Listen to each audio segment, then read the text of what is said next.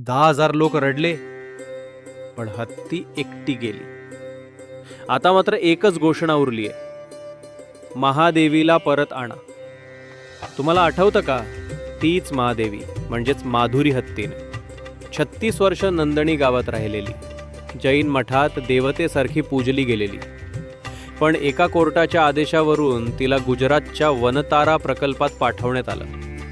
त्या दिवशी गावभर रडारड झाली.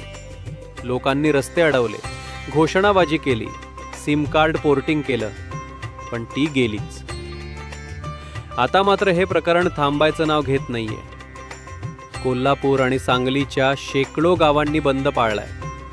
लोकांनी 45 किमीची शांत मोर्चा काढली. नेते, शेतकरी, महिला, तरुण सगळे रस्त्यावर. हे सगळं बघून सरकारही जागं झालंय. मुख्यमंत्री देवेंद्र फडणवीस यांनी उच्चस्तरीय बैठक बोलावली. ते म्हणाले, जनतेच्या भावना लक्षात घेऊन निर्णय घ्यावा लागेल.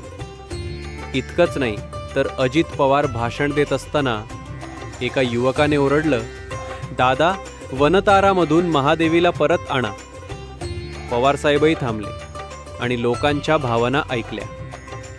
वनताराचे अधिकाऱ्यांनी कोल्हापूरला भेट दिली आहे. ते म्हणाले, आम्ही चर्चा करू शकतो. न्यायालयाचा सन्मान राखून पशुवैद्यकीय तपासण्या करून निर्णय घेऊ. हत्ती परत आली नाही, पण लढा मात्र तापलाय.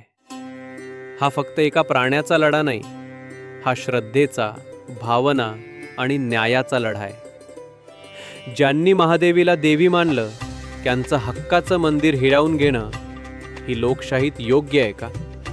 माधुरी गेलीये, पण महाराष्ट्र झोपलेला नाही. आता एकच मागणी, महादेवीला परत आणा. तुम्हाला काय वाटतं, महादेवी परत यावी का? तुमचं मत खाली कमेंटमध्ये नक्की सांगा. आणि अशा सत्य आणि संस्कारांच्या लढ्यांसाठी संस्कार विश्वाला लाईक, शेअर आणि सबस्क्राईब करा.